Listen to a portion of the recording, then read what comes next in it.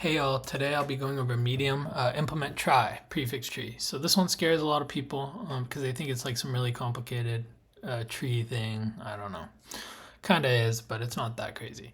So a trie tree is just a prefix tree. So actually, they literally explain it the best. It's a data structure used to efficiently store and retrieve keys in a data set of strings. So it's commonly used in like autocomplete because you can efficiently look up words stemming from a given prefix. But I'll explain it on a whiteboard because why would I just do the solution and not explain what a trie is in my best way? So assume you have the word dog. What does that look like in a trie? So you have the first character, D, which points to an O, and it points to a G. And you use some kind of marker, which in my case will be an X, to mark that it's the end of the word. Now say you wanted to store the word don't. We have the D and we have the O already, but here's where we branch off because there's no G in don't. And we go N here, and that points to a T, so we have don't. And say we wanted to also add the word dogs. Makes it easy. We have the D, the O, and the G already. All you do here is you add an S here and then mark that as end of word. So if these were an array and you wanted to search like for all words starting with DO, in the traditional way you would loop through every single string in the array and just do like a starts with, but that's actually ON squared because you have to, the starts with itself has to go each character in each word and you have to do that for each word. But with the prefix tree it's kind of efficient because you have the D, the O, and you just go to the O and then you build all the strings from there, which actually might end up being n squared. I don't know, honestly, but you get the drift. That's the trie tree and that's the gist of it. So let's build our trie tree and we're gonna do this like this. I'm gonna be lazy and use public variables, but in reality you should use like a static inner class or something, or private with setters or something like that. So each node in the trie tree is actually a trie tree itself. So each child in the trie tree is a trie tree because they point at different characters, right? Looking back at our whiteboard, O here is also a trie tree. It's rooted at O. So you have the public trie children, and we also have public is end of word, and this is a boolean. And when trie is instantiated, children is going to be equal to, and we'll go this dot children is equal to new trie 26. So what this means is there are 26 possible tries that could stem from this trie. Why 26? If we look at the description, a word and prefix can only consist of lowercase English letters, which means 26 possibilities because there are 26 lowercase English letters. By default, any given trie is not an end of word, so that'll be false. So how do we insert, right? We went through our experiment here. What does this actually look like in code? Basically, when we insert, we get a reference to the current node, which starts off as this because we're inserting at this node. And we simply go through each character in Word. And for this character, you think, what do we have to do? First, we need to check that this, so we have 26 possibilities. This character is one of those 26 possibilities. We have to do some checks first. So first, let's get the index, right?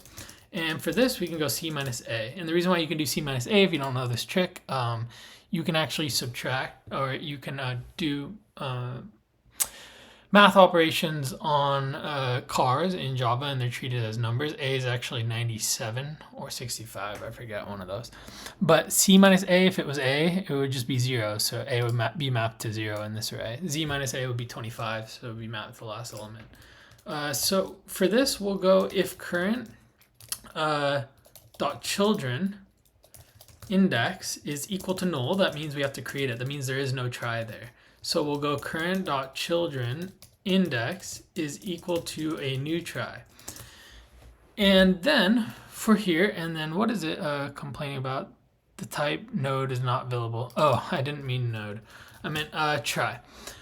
So try current is equal to this, and then we make a new try. Now that we have this and we know it can never be null, we have to go to the next one, because remember, we have to build this. We insert the dog, we go to the next one, we insert the O, we go to the next one. So we have to go to the next one. So current is going to be equal to that one, that try that we just made, right?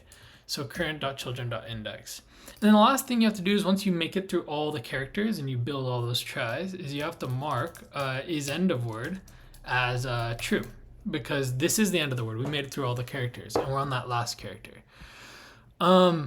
So then for search, let's see, what's search actually asking? It returned true if the whole word is in the try, inserted before, false. So this is end of word is going to come in handy. And in fact, I want us to use the same logic. So actually, I'm intentionally going to copy the entire insert solution. You can definitely make some boilerplate into a function, but I'm not going to because I don't care about that. So search, I have the whole insert method in here, which is kind of silly. But intentionally, I know we're going to have to do this, and I know we're going to have to go through every character. And we're going to have to get the index, and if it's null. So let's think. If it's null, we don't want to create a new try. If it's null, we return false. Why do we return false? Because at any point we see a null, it means a try wasn't created for that character. There should be a try created for every single character if we've seen it before. Otherwise, we keep traversing. And at the end, instead of setting it to true, what do? We actually return current is end of word. Not much different from insert, right? Because it has to be the end of the word, because we had to have seen every single character. So that's the search.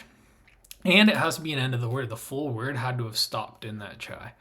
And then starts with is going to be very similar as well. So we're going to copy that and copy that down. But the only difference is actually the only difference is it doesn't have to be the end of word. Just every single character had to have been in the try. So we'll just return true here. And that's actually literally it, except the argument for starts with is called prefix. So instead of word, we'll go prefix. So then you have to do something like that. And yeah, that's actually pretty much it. And then you run that and then submit that, and then that should be good. And it's actually pretty good. And let's try to go over time and space. Time is just always... for all these operations, I'm pretty sure it's the same, but let's figure this out. Time is going to be on, and the reason is at the end of the day, we just go through each character, right? And we're just creating new pointers to each try, so it's okay. And space is going to be O of n, because we have to store every character, right? Search is going to be the same for the same logic. Space on this one it's not creating additional space, that's for certain. And that's the case for, honestly, it's the case for both searches. So yeah, hope this made sense and made tries a little less scary, if they ever were. But yeah, hope you enjoyed. Thanks for watching.